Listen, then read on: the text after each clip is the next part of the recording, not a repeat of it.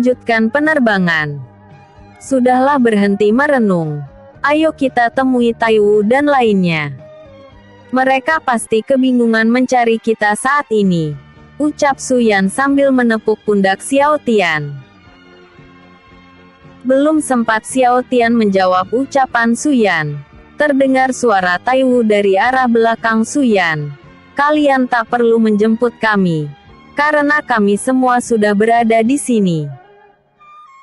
Setelah mendengar suara Taiwu, Su Yan langsung menoleh ke belakang, sedangkan Xiao Tian masih menundukkan kepalanya. Ketika menoleh ke belakang, Su Yan melihat Putri Jiali yang terlihat kesal. Taiwu dengan naga hitam yang duduk di pundak kanannya, si gendut yang telah sembuh dari ciderannya, dan Jingmi yang sedang menggendong naga biru.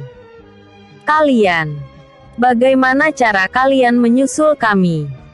Tanya Su Yan dengan mata yang terbelalak. Semua berkat naga hitam yang memiliki ikatan dengan Pangeran Xiao Tian.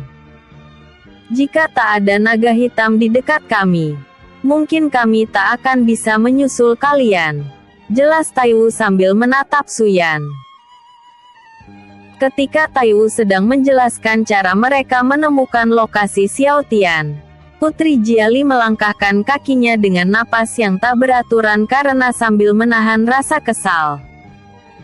Setelah berada di hadapan Su Yan, Putri Jiali berhenti berjalan lalu berkata, "Menyingkirlah."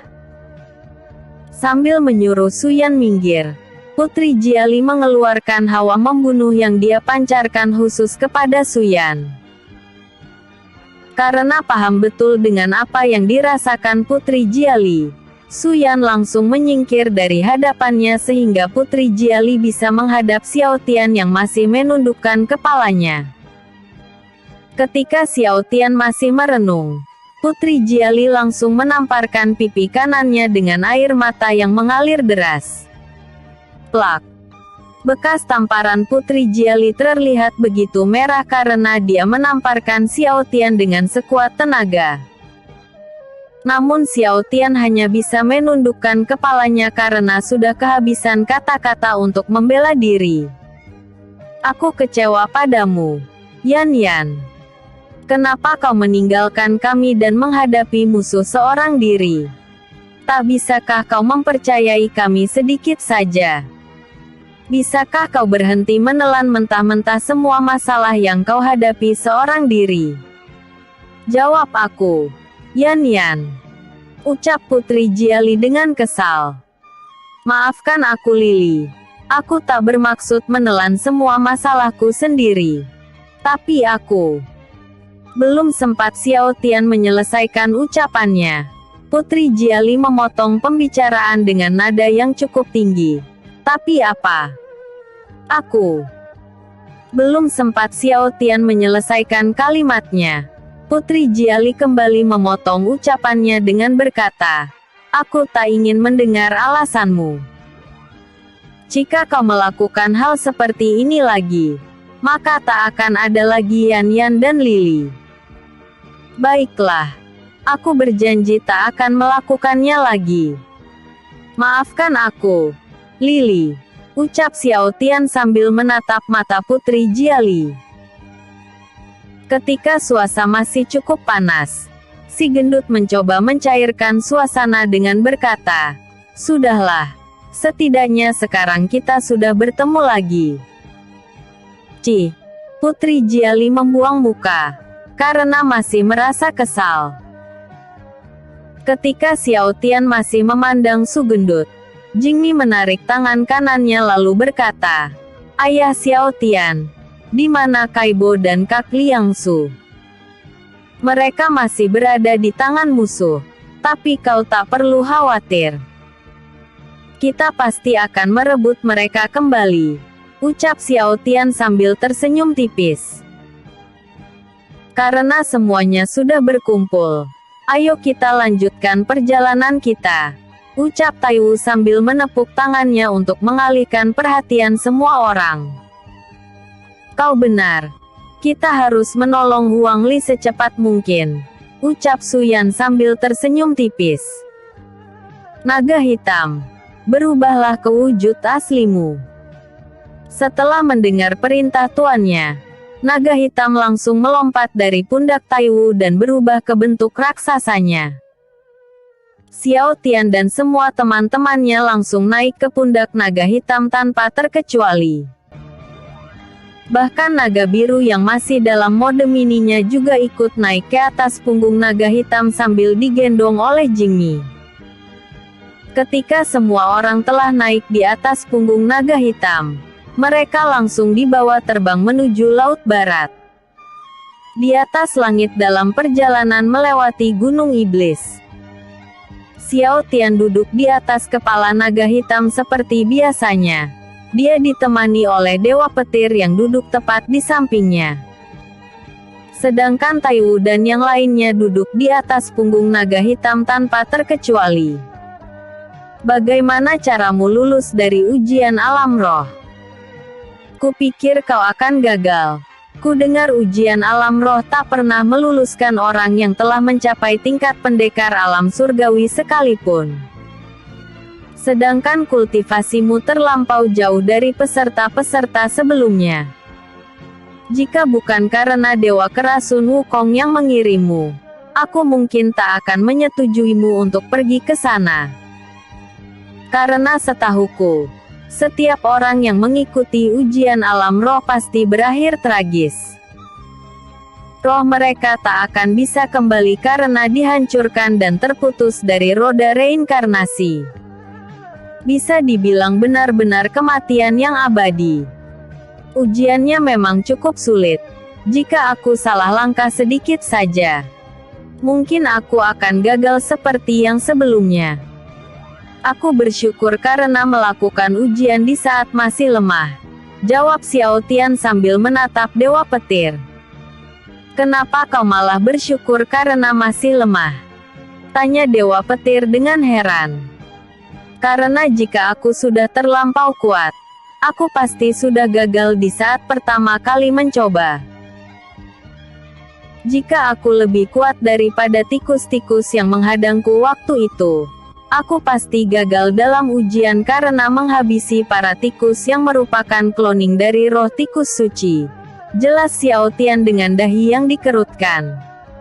Begitu ya, ucap Dewa Petir sambil menganggukkan kepalanya. Terhitung 20 menit sejak naga hitam terbang membawa pergi Xiao Tian beserta rombongannya melewati Gunung Iblis. Akhirnya mereka mendekati wilayah Kerajaan Petir.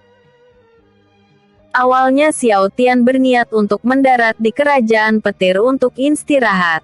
Tapi Dewa Petir melarangnya dan menyuruhnya agar terus melanjutkan perjalanan hingga sampai ke tempat tujuan utama. Melihat Dewa Petir begitu bersikeras menolak mendarat, Xiao Tian tak punya pilihan selain melanjutkan perjalanan. Meski menuruti permintaan Dewa Petir, Xiao Tian tetap menanyakan keputusannya karena tingkah Dewa Petir tak seperti biasanya. Kenapa kau menolak untuk mendarat? Apakah ada yang membuatmu merasa terganggu? Bukankah istrimu ada di Kerajaan Petir? Tanya Xiao Tian sambil mengerutkan dahi. Justru karena ada istriku, makanya aku tak mau mendarat. Aku tak ingin babak belur lagi. Hehehe, ucap Dewa Petir sambil tersenyum seperti orang bodoh.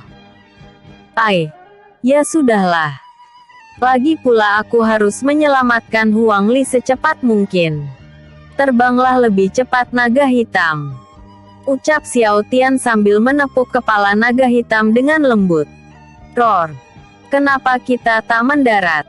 Tanya Jingmi sambil menatap Taiwu. Entahlah. Sepertinya pangeran sedang terburu-buru. Lagi pula menyelamatkan Huang Li adalah prioritasnya saat ini. Jelas Taiwu sambil menatap Jingmi. Sambil menunggu hingga sampai di tempat tujuan, Xiao Tian mencoba berkultivasi di atas kepala naga hitam.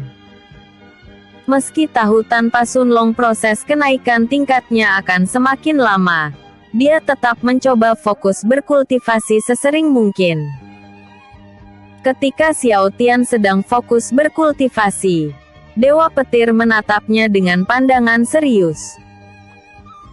Dia tak mengizinkan Xiao Tian mendarat bukan karena istrinya tapi karena ingin menyembunyikan kebenaran tentang insiden vampir dan hilangnya ayah Taiwu. Alasan Dewa Petir menyembunyikan semua itu dari Xiao Tian yaitu karena dia tak ingin fokus Xiao Tian terpecah hingga tak ada satupun masalah yang bisa dia selesaikan. Episode sebelumnya, Chapter 222, Pengorbanan dan Perpisahan. Episode berikutnya, Chapter 224, Sampai di dekat Laut Barat. Xiao Tian dan teman-temannya menuju Laut Barat dengan kecepatan tinggi. Mereka melewati Kerajaan Petir dan Sekte Gunung Api tanpa mendarat sedetik pun.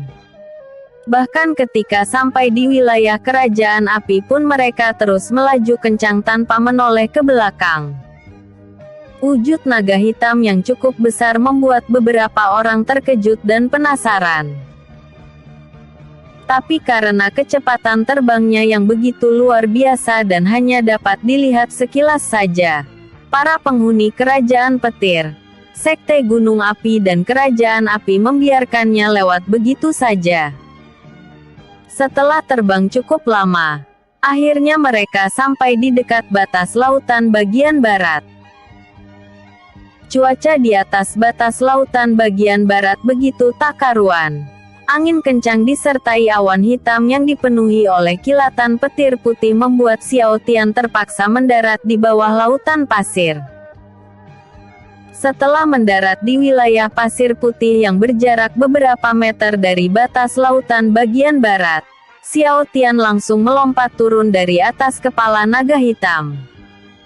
Diikuti oleh Taiwu dan yang lainnya yang melompat dari atas punggung naga hitam. Mereka melompat ke arah kiri dan berjalan mendekati punggung Xiao Tian.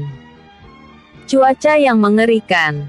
Pantas tak ada yang bisa melewati batas lautan barat dengan terbang, ucap Xiao Tian sambil menatap langit di atas lautan. Ini belum seberapa. Semuanya akan menjadi semakin buruk ketika kau dan teman-temanmu telah berjarak satu langkah dari pinggiran laut, ucap Dewa Petir sambil mengerutkan dahinya. Saat itu Dewa Petir tepat berada di samping kiri Xiao Tian. Sedangkan Taiwu dan teman-temannya masih berada tepat di belakang punggung Xiao Tian. Jingmi terus memegang tangan Putri Jiali Degan begitu kencang karena merasakan sesuatu yang buruk akan terjadi. Sedangkan si gendut dan Suyan menelan ludah mereka sendiri sambil menatap langit yang dihiasi cuaca buruk. Setelah menarik napas begitu dalam dan menghembuskannya secara perlahan, Xiao Tian melangkahkan kakinya langkah demi langkah. Ketika baru melangkahkan kakinya sebanyak 2 langkah, Dewa Petir menyuruh Xiao Tian agar memberitahu Jingmi untuk memakai topeng dewa. Karena wajah Dewa Petir terlihat begitu serius, Xiao Tian langsung melaksanakan perintahnya. Jingmi yang paling tak suka memakai topeng dewa sempat menolak perintah Xiao Tian. Namun dia berhasil dibujuk setelah Xiao Tian mengancam akan meninggalkannya jika tak menurut. Benar saja setelah Jingmi memakai topeng dewa, terdengar suara seseorang dari belakang punggung si gendut dan Suyan yang berada di barisan paling belakang. Siapa kalian? Dan apa yang kalian lakukan di tempat ini? Xiao Tian dan teman-temannya langsung menoleh ke belakang untuk melihat siapa yang baru saja berbicara. Ketika mereka menoleh ke belakang, mereka terkejut bukan main karena ada segerombolan orang-orang berpakaian sederhana dengan warna kuning yang cukup menyilaukan mata. Terdapat lambang iblis dengan tanda silang di bagian dada kanan pakaian mereka. Melihat ciri-ciri tersebut, Xiao Tian dan teman-temannya langsung memahami siapa identitas orang-orang yang mereka lihat saat ini. Pasukan elit pembasmi iblis. ucap Xiao Tian sambil menatap para pembasmi iblis. Basmi iblis. Mata Jingmi terbelalak. Karena ini merupakan kali keduanya dia bertemu dengan kelompok pembasmi iblis. Kelompok pembasmi iblis dibagi menjadi 3 tingkatan. Dari tingkat rendah, menengah dan tingkat atas. Pembasmi iblis tingkat rendah disebut sebagai pemburu iblis. Mereka hanya bisa memburu para iblis yang terlihat lemah. Pasukan menengah biasa disebut sebagai pasukan elit pembasmi iblis. Mereka memang biasa berkeliaran di setiap lautan yang menjadi batas daratan elemen. Semua batas lautan tak pernah luput dari serangan mereka. Misi utama mereka adalah membasmi para Levian dan memperluas wilayah daratan elemen. Sedangkan pembasmi iblis tingkat atas merupakan legenda hidup yang bekerja di balik layar. Pemimpin sekaligus pendiri pasukan pembasmi iblis. Musuh bebuyutan Sun Long yang berumur ribuan tahun. Dia memiliki kekuatan yang luar biasa hingga sanggup membasmi para kaisar iblis yang mengganggunya. Akan tetapi tak ada yang mengetahui keberadaannya saat ini. Bahkan pasukan elit pembasmi iblis pun tak tahu di mana pendiri sekaligus pemimpin mereka itu berada. Dia hanya tertarik kepada kaisar iblis. Oleh karena itu dia menghilang cukup lama sehingga dianggap tewas oleh para pembasmi iblis. Sejak pemimpin mereka menghilang selama ratusan tahun, para pasukan elit pembasmi iblis ikut menghilang dari mata dunia. Mereka bersembunyi entah di mana, dan menyembunyikan diri mereka dari khalayak umum. Bahkan para pasukan pemburu iblis yang juga merupakan bagian dari mereka, ditinggalkan begitu saja hingga membuat mereka sempat kehilangan tujuan. Melihat pasukan elit pembasmi iblis membuat Xiao Tian dan teman-temannya terkejut bukan main. Kemunculan mereka merupakan pertanda bahwa pendiri kelompok pasukan iblis telah kembali. Katakan siapa kalian, dan apa yang kalian lakukan di tempat ini? Ucap para pasukan elit sambil menghunuskan pedang mereka ke arah Xiao Tian dan teman-temannya. Belum sempat Xiao Tian menjawab pertanyaan mereka, terdengar suara lantang yang cukup memekakkan telinga dari belakang pasukan. Sarungkan pedang kalian. Apa kalian tak bisa mengenali wajah dari Pangeran Kerajaan Api? Kerajaan Api. Sepertinya salah satu dari mereka mengenalimu dengan baik. Suyan, ucap si gendut sambil melirik Suyan. Setelah mendengar teriakan misterius itu, para pasukan elit pembasmi iblis langsung menyarungkan pedang mereka dan langsung mengosongkan daerah tengah-tengah mereka untuk dilewati orang tersebut. Setelah para pasukan terbagi menjadi 2 baris pasukan, terlihat seseorang tinggi semampai dengan janggut dan kumis yang berwarna putih. Pakaiannya sama seperti para pasukan elit. Hanya saja terdapat pita merah yang terdapat lambang tengkorak iblis dengan 2 buah bintang di bahu kanan dan kiri pakaiannya. Dia berjalan dengan menggunakan tongkat karena mengalami gangguan penglihatan. Terdapat luka gores di kedua matanya. Luka tersebut menggaris dari atas alis hingga sampai ke tulang pipinya. Sepertinya saat ini kita hampir senasib ya, Pangeran, ucap pria tersebut. Itu kan jenderal legendaris dari Kerajaan Api. Jenderal Api, Huo Luan, ucap Taiwu dengan tubuh yang gemetar. Kerajaan Api pernah besar di masanya, meski hanya sebuah kerajaan kecil. Kedudukannya bisa disetarakan dengan 4 kerajaan besar ketika Huo Luan masih berada di Kerajaan Api. Ketika melihat Huo Luan memanggilnya dengan sebutan pangeran, Suyan langsung terlihat kesal. Dengan wajah yang terlihat begitu serius Suyan berkata, "Kemana saja kau selama ini, kakek Huo Luan?" Kakek, Ucap Xiao Tian dengan dahi yang dikerutkan. Kau lupa ya? Wu Luan kan kakeknya Suyan. Entah apa yang menjadi alasan kepergiannya setelah berhasil membasmi kawanan siluman jahat, bisik Taiwu sambil melirik Xiao Tian. Syukurlah aku memakai topeng dewa tepat waktu. Jika tidak mereka akan menghabisiku. Jika mereka tahu kalau aku seorang iblis, mereka pasti akan membunuhku sekarang juga, pikir Jingmi sambil memegang erat tangan Putri Jiali. Tenanglah. Semua akan baik-baik saja. Tak akan ada yang menyentuhmu selagi kau memakai topeng itu, ucap Putri Jiali sambil melirik ke arah Jingmi. Ucap Jingki sambil menganggukkan kepalanya.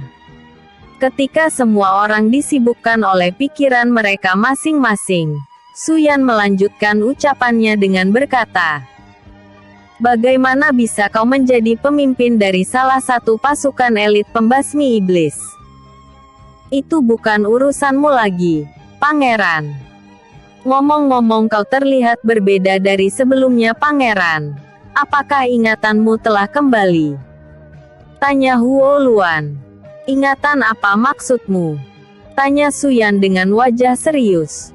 Apa kau lupa? Ingatan tentang ayah dan ibumu. Ingatan tentang 18 tahun yang lalu. Kobaran api dan pembantaian. Ucap Huo Luan sambil tersenyum tipis.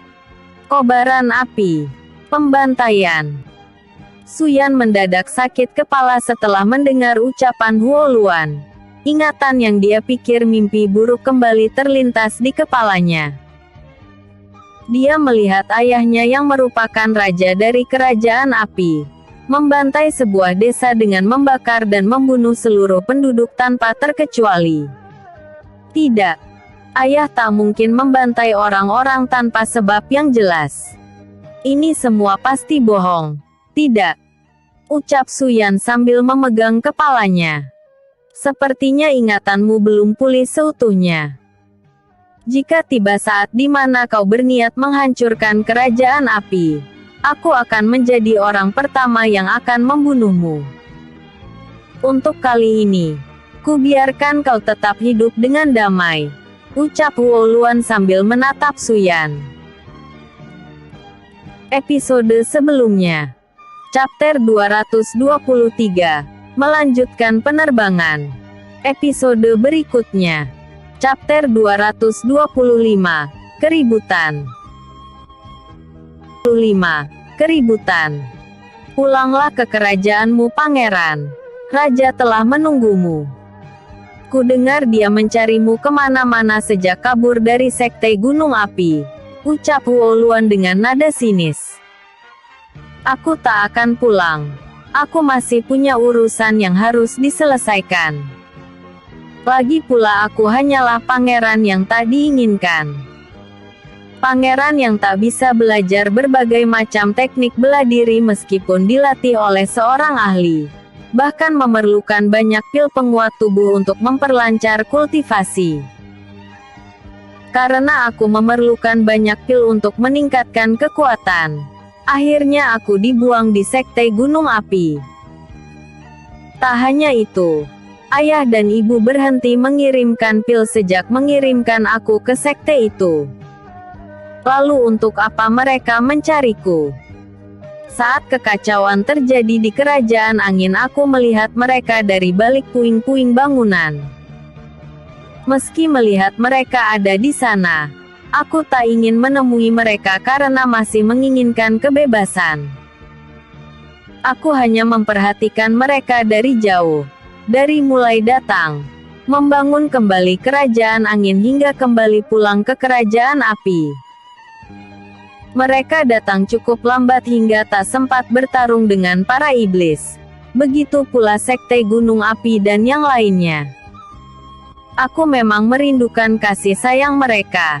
Tapi kini aku telah menyadari sesuatu. Aku bisa menjadi lebih kuat tanpa bantuan pil ketika berada di dunia luar. Jelas Suyan sambil menatap mata Huo Luan. Ngomong-ngomong, Apa yang terjadi dengan matamu, kakek? Kau menghilang cukup lama, dan muncul sebagai jenderal utama dari pasukan elit pembasmi iblis. Sebenarnya apa yang kau lakukan selama ini? Aku mungkin tak mengenalimu jika lukisanmu tak terpajang di aula istana, ucap Suyan sambil menatap Woluan. Pertanyaan yang sama kutanyakan padamu. Menurut kabar yang kudengar kau tak mengalami cedera pada mata kirimu. Matamu masih baik-baik saja ketika kabur dari sekte Gunung Api, ucap Woluan sambil tersenyum tipis. Bagaimana bisa kau mengetahui hal itu? Tanya Suyan sambil mengerutkan dahinya. Mudah saja. Itu bisa dilihat dari postermu yang disebar luaskan ke segala penjuru. Jadi, dari mana kau mendapatkan luka di mata kirimu itu hingga menutupinya dengan penutup mata bagai seorang perompak lautan? Tanya Woluan sambil menghentakkan tongkatnya ke pasir putih. Bukan urusanmu, jawab Suyan sambil menghela napas. Begitu ya, kalau begitu jawaban yang sama aku lontarkan padamu. Soal luka di mata kiri dan kananku juga bukan urusanmu. Meski dunia mengakuimu sebagai cucuku, aku tak akan pernah mengakuinya sampai kapanpun. Jadi pergilah dari hadapanku sebelum aku berubah pikiran. Tempat ini akan menjadi medan perang antara pasukan elit pembasmi iblis dengan para iblis penguasa lautan. Woluan mengeluarkan hawa membunuh yang luar biasa yang dia khususkan kepada Suyan. Meski begitu Suyan sanggup menahan hawa membunuh tersebut berkat bantuan sisi lainnya. Ketika Suyan berniat membuat keributan dengan melawan ucapan Woluan, Xiao Tian menepuk punggungnya lalu berbicara melalui telepati. Biarkan mereka mengurus bangsa Levian terlebih dulu. Kita akan turun tangan setelah jumlah iblis penguasa lautan itu sudah berkurang dan para pasukan elit sudah kehabisan tenaga. Setelah mendengar ucapan Xiao Tian, Suyan mengurungkan niatnya hingga menghapus hawa membunuh yang baru saja dia pancarkan. Kenapa kau berhenti melawan? Tanya Woluan. Aku tak punya waktu untuk meladenimu, kakek. Kami akan pergi dari sini. Silahkan lanjutkan urusanmu dengan bangsa Levian. Suyan berjalan memutari para pasukan elit, diikuti oleh Xiao Tian dan teman-temannya yang berjalan sambil melirik ke arah para pasukan elit pembasmi iblis.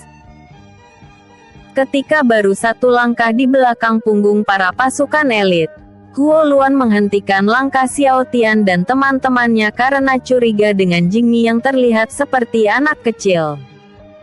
Tunggu. Bisakah kalian lepaskan topeng bocah kecil itu sebelum pergi? Ucap Woluan dengan hawa membunuh yang dia pancarkan ke Xiao Tian dan teman-temannya. Mendengar ucapan Woluan, Jingmi langsung memegang erat tangan Putri Jiali karena merasa takut identitasnya terungkap. Naga biru yang berada di punggung Jingmi langsung menatap Woluan dengan mulut yang mengeluarkan raungan. Giginya dirapatkan seperti seekor hewan liar yang sedang merasa terancam. Rur. Naga hitam pun melakukan hal yang sama. Saat itu dia berada di pundak kanan Putri Jiali. Apa maksudmu memancarkan hawa membunuh kepada kami? Di sisi kami ada anak kecil. Bisakah kau kontrol hawa membunuhmu itu? Tanya Xiao Tian sambil menghentikan langkah kakinya. Anak kecil macam apa yang bisa bertahan berdiri tegak dengan hawa membunuh yang kupancarkan? Meski tak bisa membunuh seseorang, seharusnya seorang bocah akan kesulitan berdiri jika merasakan hawa membunuh yang kupancarkan. Lagi pula apa yang dilakukan seorang bocah di tempat seperti ini? Buka topeng bocah itu atau kalian tak akan kuizinkan pergi. Ucap Woluan dengan tatapan mengancam. Jika aku menolak, Tanya Xiao Tian dengan kepala yang agak menunduk. Matanya melirik ke bawah tanah sehingga hanya bisa menatap pasir putih di sekitar kakinya. Kedua tangannya terkepal karena sedang mencoba menahan emosi. Maka kalian tak diizinkan pergi, ucap Huo Luan sambil tersenyum tipis. Bersamaan dengan ucapan terakhir Huo Luan, para pasukan elit mengeluarkan pedang mereka secara bersamaan. Sring sring sring. Sepertinya tak ada pilihan lain. Kita lakukan rencana B. Bantai seluruh pasukan elit yang menghalangi kita, ucap Xiao Tian dengan nada tinggi. Harusnya kau ucapkan sejak tadi, Ketua, ucap Suyan dengan mata kuningnya. Suyan dan sisi lainnya telah sepakat untuk menyatukan kekuatan karena saat ini mereka memiliki musuh yang sama. Sisi lainnya memberikan Suyan kekuatan penuh karena memiliki dendam tersembunyi kepada Huo Luan yang merupakan mantan raja dari kerajaan api. Akhirnya tiba saat di mana aku bisa beraksi, ucap si gendut sambil mengeluarkan pedangnya. Apa aku boleh membantu Mas Endut? Tanya Huan Ran melalui telepati. Tak boleh. Musuh merupakan spesialis roh jahat dan iblis. Terlalu berbahaya bagi kau dan Jingmi untuk turun ke medan pertarungan, jelas si gendut melalui telepati. Untuk berjaga-jaga, Xiao Tian membuka portal ruang hampa untuk dimasuki Jingmi. Ketika portal terbuka, Putri Jiali langsung mendorongnya masuk sebelum Huo Luan menyadari portal tersebut. Naga biru yang saat itu berada di punggung Jingmi pun tak sempat mengelak saat Jingmi didorong ke dalam portal ruang hampa sehingga terbawa masuk ke portal itu dan terjebak di dalam portal karena Xiao Tian menutup portalnya ketika mereka telah masuk. Melihat Jingmi menghilang dalam sekejap mata, membuat kecurigaan Huo Luan semakin tinggi. Kemarahannya semakin memuncak hingga mengeluarkan sebagian besar kekuatannya. Api merah yang panas tiada taraf menyala-nyala menyelimuti tubuhnya. Dia langsung melesat maju ke arah Putri Jiali dengan tampang yang begitu kesal. Beraninya kalian melindungi kaum iblis di hadapan mataku. Ketika tongkatnya hampir mengenai Putri Jiali, Xiao Tian menahan tongkat tersebut dengan pedang hitam yang dia dapatkan dari pagoda iblis. Melihat Xiao Tian menahan tongkatnya hanya dengan satu tangan membuat semua orang kaget bukan main. Hanya Suyan dan Dewa Petir yang tahu asal-usul pedang itu. Sedangkan yang lainnya tak tahu sama sekali karena selama ini Xiao Tian menyimpan pedang hitam yang dia rampas dari sekte iblis di dalam cincin ruangnya. Dari mana kau mendapatkan pedang bangsa iblis? Sudah kuduga kau pasti berkomplot dengan mereka, ucap Huo Luan sambil memancarkan hawa membunuh. Kau bahkan tak mengenali wajahku yang ikut tersebar di poster buronan sekte Gunung Api. Sepertinya matamu benar-benar rusak. Tapi bagaimana caramu mengetahui kalau ada anak kecil di sekitar kami? Tanya Xiao Tian sambil menahan tongkat Huo Luan.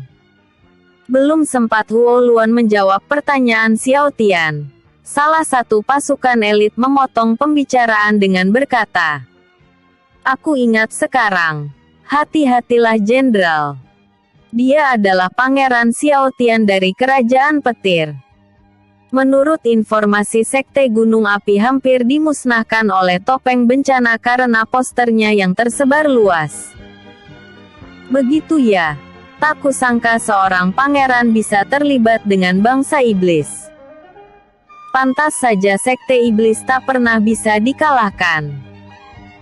Ternyata salah satu kerajaan besar seperti Kerajaan Petir memiliki koneksi dengan sekte sesat itu, ucap Huo Luan sambil mendorong tongkat berlapis api merah di tangan kanannya.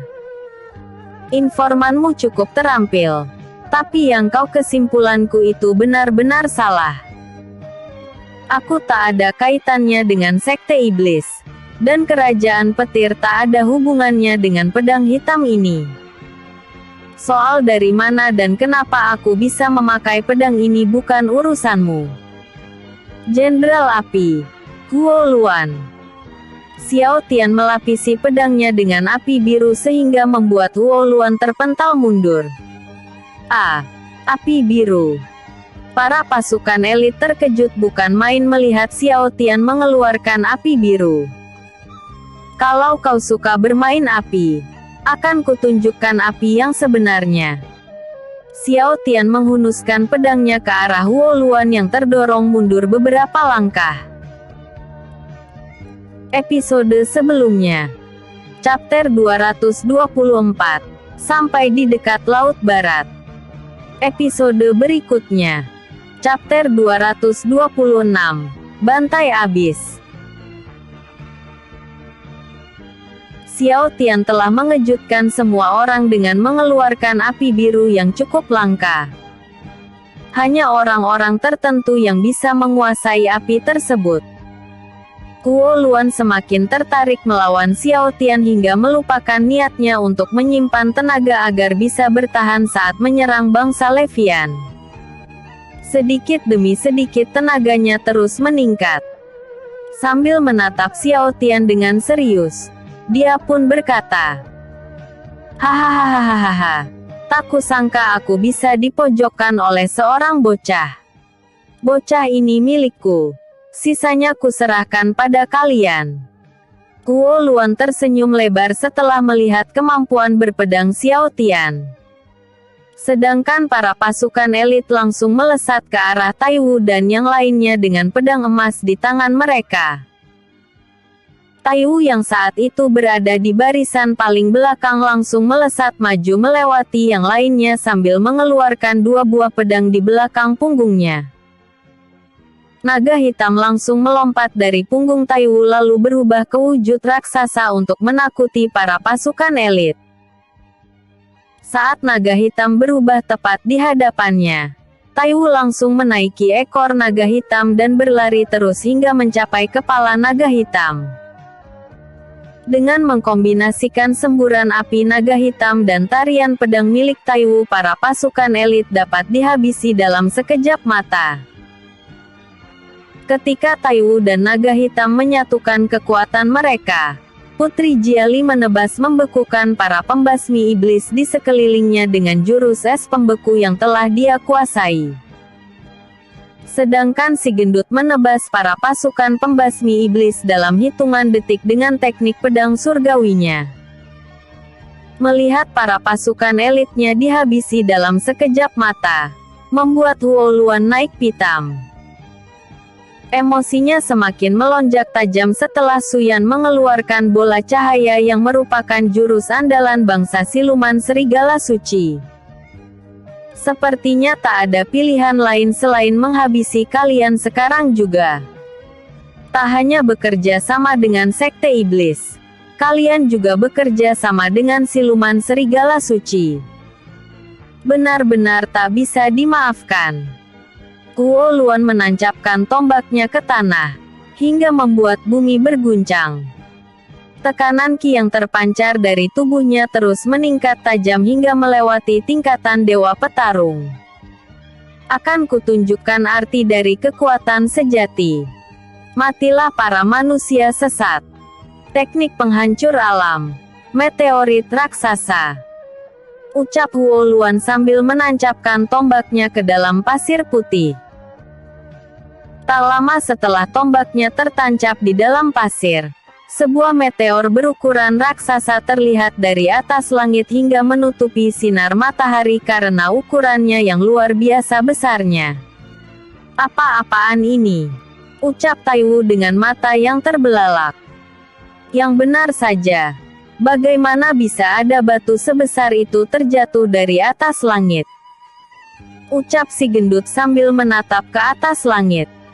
"Sejak kapan langit bisa mengeluarkan batu?" pikir Putri Jiali sambil menatap ke atas langit. "Ahahaha. Ayo kita mati sama-sama, Pangeran," ucap Guo Luan dengan senyum jahatnya. Tekanan roh dari meteor itu sangatlah tinggi. Jika naga hitam dan Taiwu terbentur meteor secara langsung, mereka mungkin tak akan bisa bangun lagi, ucap Dewa Petir sambil menepuk punggung Xiao Tian. Terima kasih atas informasinya. Akan kupaksa Taiwu dan naga hitam mundur ke dalam portal ruang hampa, jawab Xiao Tian melalui telepati. Xiao Tian membuka portal ruang hampa dan menyuruh naga hitam membawa Taiwu memasukinya dengan kecepatan tinggi. Tepat ketika meteor raksasa semakin mendekati daratan, Suyan mengeluarkan bola-bola cahaya untuk menghancurkan meteor itu, diikuti si gendut dan Putri Jiali yang juga mengeluarkan jurus mereka untuk menghancurkan meteor tersebut. Akan tetapi, tak ada satupun serangan yang memberikan efek sedikit pun. Meteor itu malah semakin melaju kencang menuju daratan setiap kali diserang. Ukurannya terlalu besar. Aku tak bisa menelannya secara utuh ke dalam ruang hampa. Lagi pula Taiwu dan naga hitam sudah berada di dalam portal tersebut. Tak ada cara lain selain membawa pergi semuanya ke dalam ruang hampa, pikir Xiao Tian sambil mengerutkan dahinya. Ketika Xiao Tian ingin menyentuh tangan kirinya untuk membuka portal yang lain, Huo Luan mencegahnya dengan menyerangnya secara bertubi-tubi. Dia tak memberi Xiao Tian kesempatan untuk beristirahat sedetik pun. Terus pengayunkan tongkat berlapis apinya ke kanan dan ke kiri untuk menyerang Xiao Tian. Melihat Xiao Tian agak kesulitan, Suyan dan yang lainnya langsung melesat maju untuk mengeroyok Huo Luan. Tapi semua usaha mereka sia-sia karena Huo Luan sanggup meladeni semua orang. Dia mengeluarkan sebuah gelombang tekanan ki tingkat tinggi yang sanggup membuat semua orang terpental begitu jauh. Sial, orang tua ini benar-benar merepotkan, ucap si gendut dengan napas yang terengah-engah. Pedangnya tertancap ke tanah karena habis digunakan sebagai pegangan agar tak terlempar terlalu jauh. Putri Jiali memanggil golem es raksasa di hadapannya untuk dijadikan bantalan agar tak terlempar terlalu jauh. Suyan mengeluarkan 3 ekor emas di belakang punggungnya dan menggunakan ekor tersebut untuk melilit tangan golem es yang Putri Jiali panggil agar tak terlempar terlalu jauh. Hahaha, tak peduli apapun yang kalian lakukan, kalian tak akan bisa menandingiku. Karena kemampuan kalian masih jauh di bawah kekuatanku, ucap Huo Luan dengan tawa jahatnya. Apakah kau memerlukan bantuanku? Ucap Dewa Petir sambil menatap Xiao Tian. Tidak, kekuatanmu diperlukan untuk melawan bangsa Levian nanti. Untuk sekarang biarkan aku mencoba menghabisi musuhku seorang diri. Xiao Tian memasukkan kembali pedang hitam di tangannya ke dalam cincin ruangnya.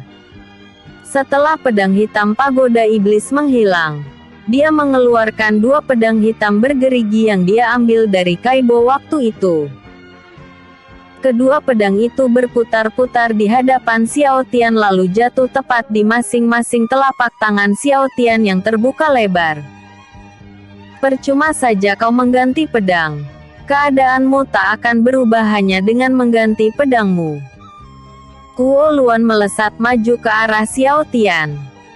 Namun Xiao Tian menghilang dari pandangannya dan muncul tepat di belakang punggung Huo Luan.